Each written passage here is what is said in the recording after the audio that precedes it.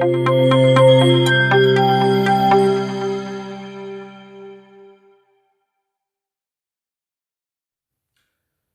वालेकुम। कभी कभी ऐसा होता है कि हमें अपनी तरफ बढ़ती हुई हर चीज अपने मुखालिफ नजर आना शुरू हो जाती है। सूरत हाल मजीद गंभीर तब होती है जब हमारे दिल में कोई चोर हो। किस्सा कुछ यूं है कि सुभाष नाम का एक डाकू हुआ करता था। 1983 का वाकया है।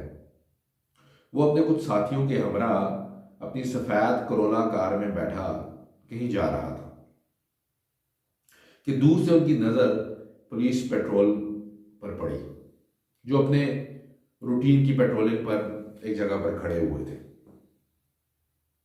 चूंकि उनके दिल में चोर था तो उन्होंने वहीं से अपनी गाड़ी घुमाई और वापस भागना शुरू हो गए। जब पुलिस ने देखा कि गाड़ी उनके करीब आकर वापस हो गई है तो उन्हें शक हुआ और उन्होंने उसका पीछा करना शुरू किया।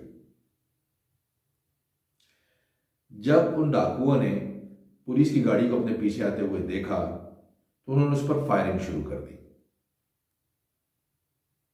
अब पुलिस का शक यकीन में बदल चुका था। उन्होंने भी उस गाड़ी पर फायरिंग स्टार्ट की। कुछ देर की तगोदो के बाद सुभाष अपनी गाड़ी को भगाने में और पुलिस की नजरों से ओझल होने में कामयाब हो गया। उसी शाम पुलिस को एक और सड़क पर सुभाष की लाश पड़ी हुई मिली, जिसे उसके साथी जख्मी होने पर गाड़ी से फेंक कर फरार हो गए थे। यह एक मामूली मिसाल है जिससे अंदाजा होता है कि कभी बचाव का इक़दाम उल्टा भी पड़ जाता है।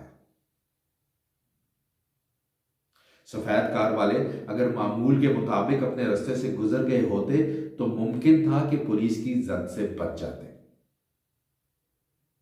मगर जब उन्होंने अपने बचाव के लिए जारहाना इक़दाम किया तो वो हलाकत के मुंह में जा पड़े।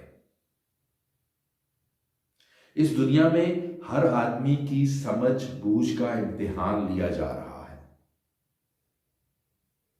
जिन लोगों का यह हाल हो कि वो जिस मुखालिफ चीज को देखें इससे लड़ने के लिए आमादा हो जाएं तो वो उस दुनिया में कभी कामयाब नहीं हो सकते।